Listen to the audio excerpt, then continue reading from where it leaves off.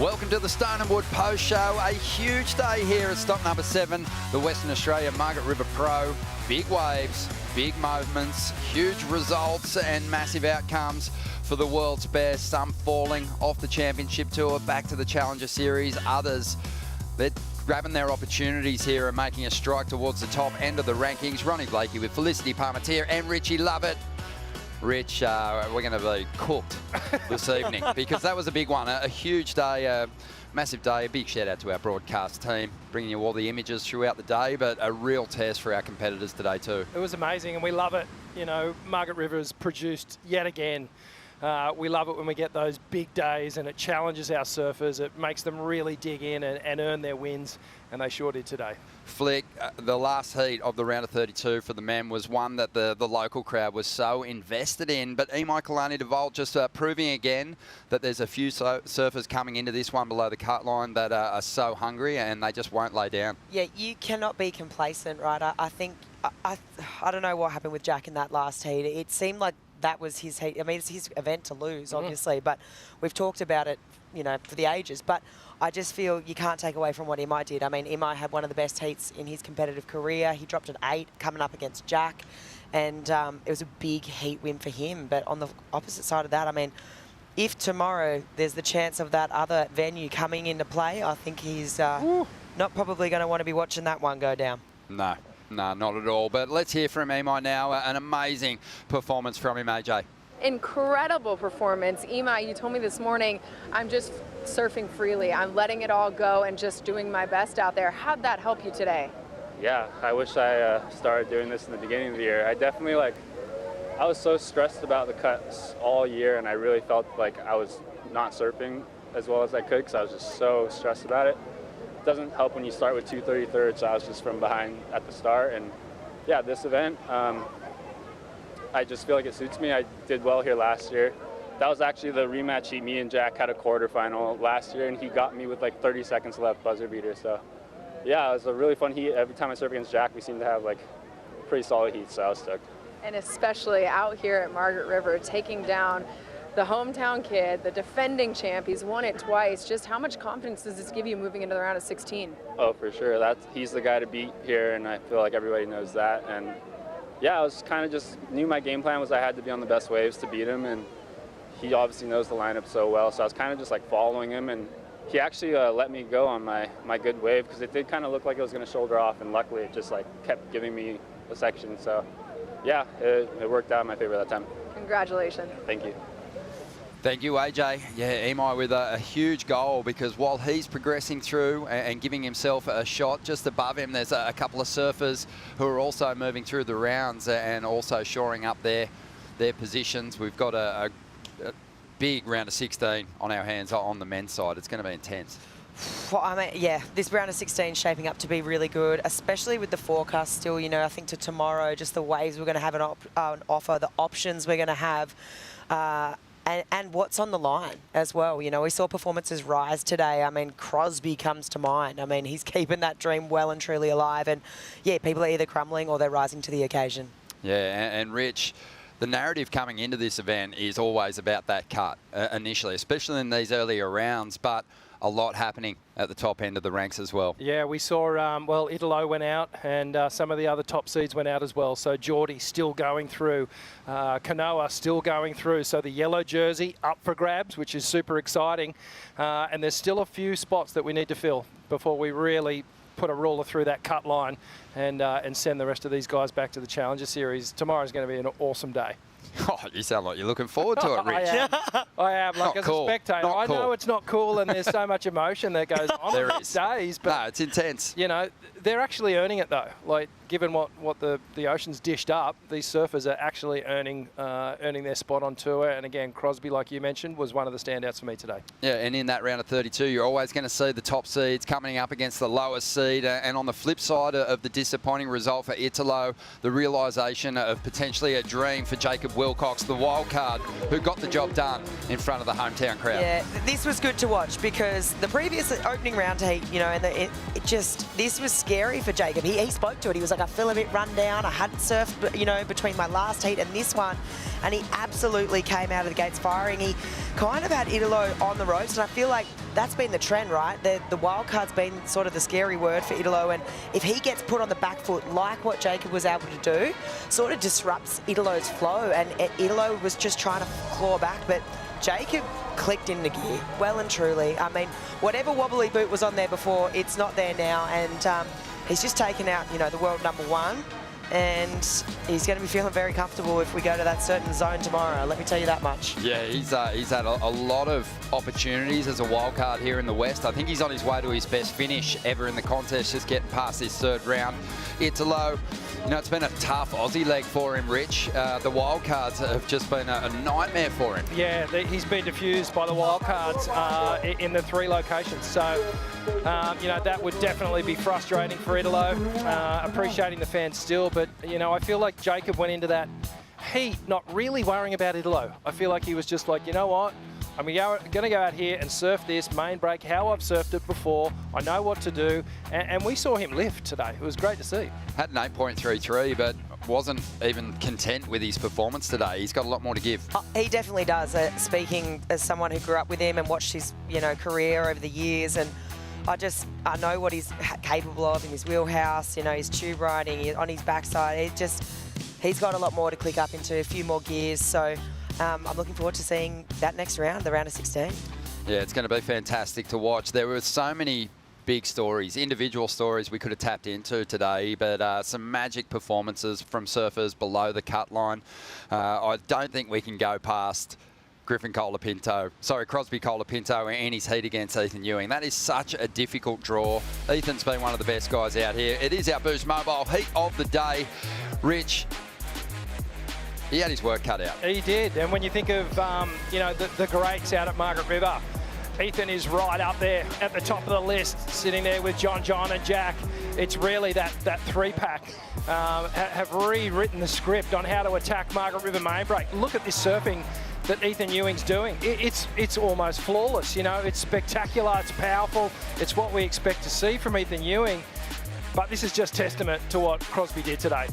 Yeah, totally right. I think this wave from Crosby, the 8.83, it's one of my favourite ones I've seen him surf on tour. There was zero hesitation. It was all commitment. It was all heart. You could see how fired up he was after this wave, just to get back out, to get in the lead. You know, for me though, yeah, Crosby just had the pick of the waves, obviously. Wave selection on point. The difference for me was that with Ethan. I mean, he was doing great surfing. He was surfing, you know, C-grade waves up into A-grade scores. But yeah, Crosby was just too strong. And I just love this. You know, obviously he knows the situation. He knows, you know, where he came in, where he was sitting on the rankings before coming into this event. And his performances have risen to the occasion. Yeah, definitely. And I said it in the heat. He's almost a victim of circumstance. It's not that he has been surfing badly this year. You know, he had the injury, missed a couple of events, but at the same time, so he's got low scores to get rid of in this event. So with each round that he goes through, he's accumulating good points. He's already jumped up a bunch of places, and he's poised. Yeah, he is poised. He's going to surf against Jackson Bunch in the round of 16. And one of them is going to jump above the cut line after that heat. So it's all going to be on the line. It sets up beautifully, but it is going to be intense. We know that we have confirmed a lot of spots on the tour now. I believe we've got 20 people confirmed now above that cut line. And it's an impressive looking lineup. Yeah, well, we just saw our Cleland Jr. He just got slotted in to take the number 20 position. And mate, everyone on this page here, they are safe. They've made the cut. They've made the tour for next year. Was just actually chatting to Joel Vaughan, who you know, dipped out at his heat, but was so stoked, and he was like, oh, I just feel like I haven't done my best surfing yet. Like, nowhere near it. So he wants to improve. We saw João as well. Connor, we've ridden the roller coaster today with a lot of these guys. I think coming into today, we had like 11 or 12, 13 people that were safe, and now all these guys are locked in. Yeah, Al Cleland, well, he didn't believe it when he came up the stairs and was greeted by his camp, who gave him the news. But AJ McCord caught up with him. Let's hear what he had to say after confirming his place. Al still processing the news that became official with that heat win. You make the cut. You said, I didn't know I was surfing the most important heat of my life. Walk me through what you're feeling. I can't explain it. It's something that's been on my mind since I got on this tour, since my first heat at Pipe. And, you know, going out there, I knew I was surfing against Rio. He's one of the best. So I was just like, all right, I'll just try to surf and put all my cards and let's see what happens. And, yeah, I didn't really realize, nobody brought it up to me, but I ended up, you know, doing a couple of mistakes where I was like, oh, no, I need to get a better score. And then I got that 6-9. And then, you know, coming in, I saw the cameras and I was like, oh, I guess maybe I surfed all right, but then everybody told me I made the cut. So yeah, it's crazy. It's a crazy feeling. I don't know how to process it, but I'm just stoked to be a part of it. Stoked to have my team, my dad, my friend from Mexico, Rolando. And you know, it's just been a great time over here in the West. I love this place. It's my first time here, and yeah, I can't wait for more. How'd you make that mid-heat recovery to get the best score at the last wave? Yeah, well, you know, I went on a really bad wave, and it wasn't even a score that went in my top 2, and I went back out, and I just seen the wave, and, you know, Jack, I think pretty sure, or no, Imai wanted to go, and, I mean, you know, overlapping heats, you have priority, so ended up going, just trying to hit the wave as hard as I could, and ended up making the first turn, and the wave just kept going, so stoked to get a good score, and, you know, make the heat, but more than anything, make the cut. That's crazy. Biggest wave you're looking forward to in the back half? Oh, I don't know, everything about it. Just to be for the rest of the year on tour and next year, it's something unbelievable.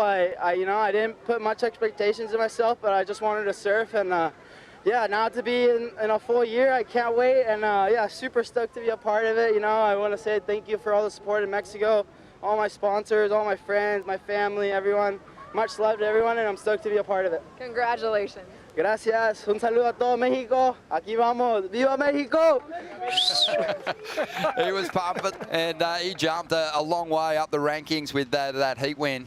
Up in the 16th position, so a big 5-place jump on the live ladder. And yeah, obviously didn't go into that heat knowing that what was on the line. Probably and good. Attacked it beautifully, like he has all year, and looking forward to seeing more of his surfing. And I think, you know, it's going to be dangerous if he was feeling the pressure throughout the opening stages of the season, if he's freed up now, because he's so powerful. Oh, it's going to be epic, right? Obviously, it's the realization you made the cut. You get to surf for the rest of the year. But you're surfing next year as well, right? And we know what's happening next year on the tour. It's a bit of a rejig, a bit of a revamp. But I just think about Al. I think about his surfing.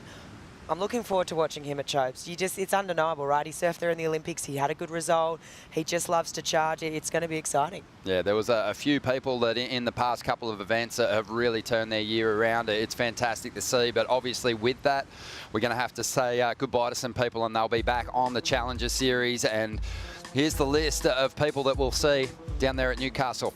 Yeah, so Ryan Callanan, David Silva, Ian Gentile, George Pitter had such an amazing event out here as a wild card last year. And down at Bells, Sammy Pupo. Geez, we've seen an emotional run from him over the last couple of seasons, and he's put in just some incredible performances. Ian Gavea, another one, came so close today. Yeah, back to the CS, unfortunately.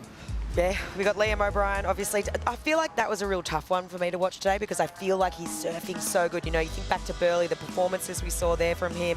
Obviously, got Gabriel Medina, Ramsey obviously injured as well. So we'll see what happens with those guys. But yeah, a lot of good guys relegated back to the Challenger Series, but guys that have won there before too. I mean, think Sammy Pupo, you know, he was able to turn it around so quickly last year, went to the Gold Coast, won that event, and then, you know, you're right back on track again. So yeah, he's had a couple of big finishes there on the Gold Coast, and yeah, we'll see how they rebound. It's a lot to just gather yourself up emotionally and go to the Gold Coast and try and reconnect with some confidence. But yeah, we've seen them make their way back from being cut before, so we'll see what unfolds. But the Surfline forecast, Rich, it really dished up some great conditions today. We love to see the surfers challenged, and that was certainly the case, and there's more coming. Yeah, you can see these big purple blobs just marching through the Southern Ocean here, the Indian Ocean, just delivering to Margaret River. And we've just been pounded with swell and wind and energy overnight, and it was Groom this morning. We woke up, beautiful offshore conditions. It looks like there's more on the way. I don't know, what do you call it today? 10 to 12 feet, solid, and then some. So as we look further ahead, Wednesday through to Saturday, you know, up to 18 feet on the faces here. and tomorrow's looking mint again. Offshore winds in the morning, cross side shore winds in the afternoon, but not too strong. So I think we're set for another classic day tomorrow. And the break that must not be known. Are we going to name it? Are we going to talk about it? We're definitely going to have a look at it. Well, let's have a look too at the Hydrolite heat to watch. Heat 3, round of 16. It's a big one. 2 surfers representing Japan going at it. Connor's backhand's been so strong, but Kanoa has just been back to his immaculate best in the past few events, and he's just dominating this GWM Aussie treble. Yeah, completely right. I think for me though, look, let's just name it. If we go to the box, it's backhand, forehand, right? And definitely going to be having a look there tomorrow, see what the conditions are like, but you've just got to be thinking, it just depends for me on what venue they're surfing as to where you go with that one. We've seen some magic goof rides over the years though. The goofy footers have dropped some of the biggest scores out there. Owen Bright comes to mind. Italo, his very first wave ever at the box was a bomb. Hydrolite heat to watch on the women's side, round of 16. It's the veteran Sally Fitzgibbons, longest serving member on the championship tour, up against the world #1, Gabriella Bryan. This is going to be cool. I mean, obviously Gabriella in fine form. There's a reason she's wearing the yellow. And Margaret River, she's won out here. Sally's also won out here before though. And Sally's trying to keep her dream alive. She's still fighting. And she's not going to give up. She definitely won't. And I think she just loves being pushed. So coming up against #1, Sally's not going to run away from this. She's going to go towards it and go towards the challenge. Yeah, it's going to be intense. It's a big challenge for Sal. She's looked, you know, I think she'd admit she's been shaky through her first couple of heats. So I think she's really feeling the pressure of that cut. Yeah, look, I think, you know, it's going to be power versus, you know, all-in tenacity from Sally Fitzgibbons. For Sal to get the win, I feel like she's going to have to be on the best waves. She's going to have to bring something different, some progression, some different lines to the wave, because it's going to be difficult to outpower Gabrielle. She's not going to be able to compare the power there. So she's going to have to try and find a way to unlock Gabby's real powerful approach. Most definitely. Well, one of the great features on the World Surf League schedule at each event is taking the local groms out into the lineup with the world's best surfers, rising tides. It was a little different here at Margaret River. You had the local, the core grommies, taking the world's best out in big conditions here at Main Break. It's pumping. It looks so fun. 6 to 8 foot sets for them through, which is a bit small for the Margaret River girls, honestly. So yeah. Right now it is absolutely pumping at Main Break. There's a good group of girls here. I'm super inspired by it. We're pretty lucky. We've got Bronte McCauley. This is going to be Bronte's last CT event. Yes. Well, I actually know a lot of you guys, had a lot of surfs with everyone. So I'm not surprised that everyone wants to surf with the overall charges. It looks super duper fun. Many people out there, but I'm super excited. Sometimes it's a little scary, but it's really fun when you're with your friends out there and you paddle and catch waves together. We've all got each other, so it's fine. If we go down together. That was a good left, that one. Yeah.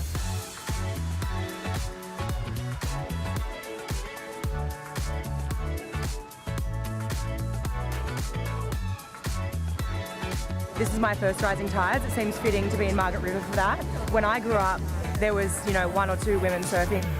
For me to see this right now, it's super inspiring, and I just know that the next generation's in good hands. How good is that? Felicity, must have been a joy for you to see that next crop of just young superstars powering in that lineup. Oh, they were powering all right. And I'm not surprised, right? We had Olive Hardy, which is Willow Hardy's younger sister out there, and she actually took off on a serious set wave that day. And Layla Fraser, we had Eiley Fraser out there. It was just so cool because, you know, growing up, I was growing up with the McCauley sisters. There was just a very, very small, tight pack of us.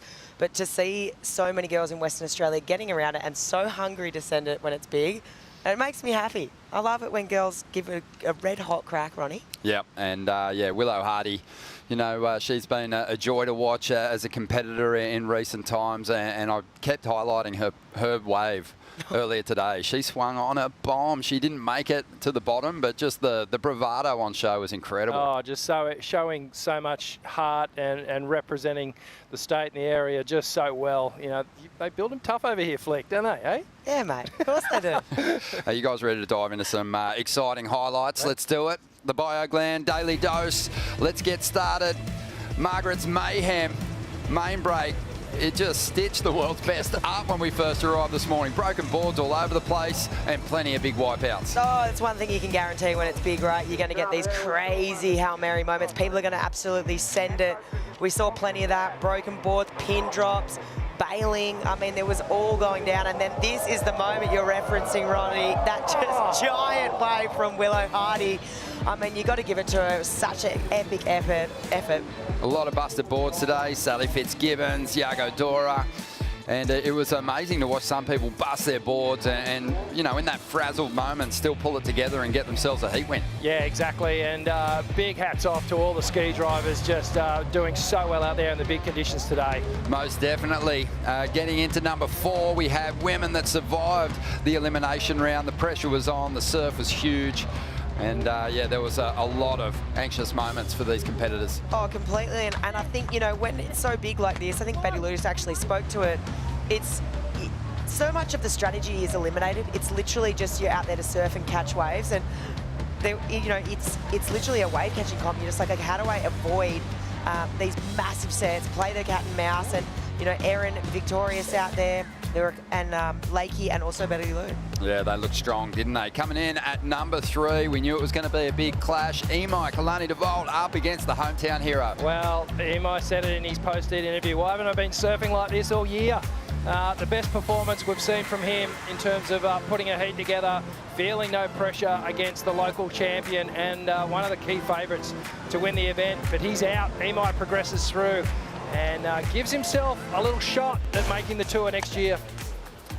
Yeah, impressive stuff. He's still got to go on and likely win this event to get a place on the CT. Coming in at number 2, Leonardo Fioravanti. Excellence from him. He's looked so sharp throughout the year, and today he put it all together. No one attacked that first section as hard as what he did. I mean, that wave was serious. It was, you know, easily over 10 foot, and he just went straight up into the lip a couple of times, locked in the 9-point ride.